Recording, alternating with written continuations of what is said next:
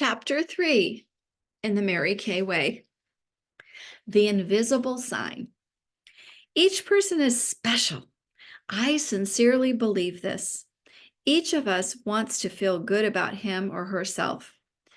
But to me, it's just as important to make others feel the same way.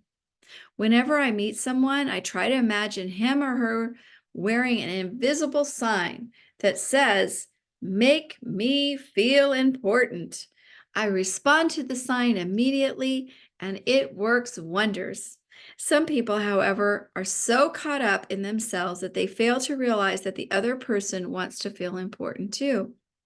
I've already told you how I once waited in a long reception line to shake hands with the company sales manager, only to have him treat me as if I didn't exist. I'm sure he didn't remember the incident. In fact, he probably was never aware of how much he had hurt me. Yet after all these years, I still remember, so it obviously had a powerful impact on me. I learned an important lesson about people that day, and I have never forgotten it. No matter how busy you are, you must take the time to make the other person feel important. Many years ago, I wanted to buy a new car. It was at the time when two-tone cars had just been introduced, and I had my heart set on a black and white Ford. Since I never liked to buy what I couldn't afford, I had saved up enough money to pay cash. The car was going to be my birthday present to myself. With money in my purse, off to the Ford dealer's showroom. Obviously, the salesman did not take me seriously. He had seen me drive up in my old car and assumed that I couldn't afford to buy a new one. In those days, women couldn't get credit as easily as a man could, so very few of us ever purchased cars for ourselves.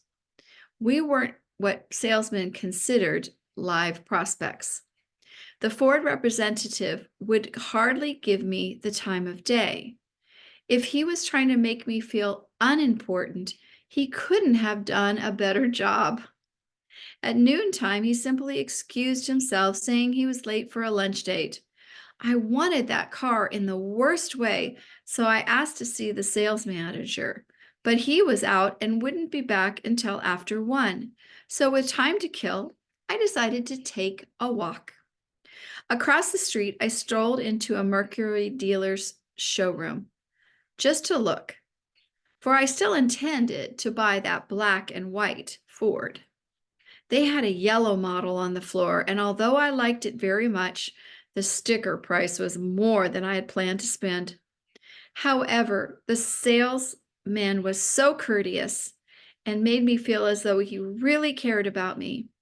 When he found out it was my birthday, he excused himself and returned a few minutes later. 15 minutes later, a secretary brought him a dozen roses, which he handed to me for my birthday. I felt like $1,000,000. Needless to say, I bought a yellow Mercury instead of a black and white Ford. That salesman got the sale because he made me feel important. It didn't matter to him that I was a woman driving an old car. I was a human being, and in his eyes, that meant I was somebody special. He had seen the invisible sign. Every leader should understand that God has planted seeds of greatness in every human being. Each of us is important, and a good leader can bring these seeds to fruition.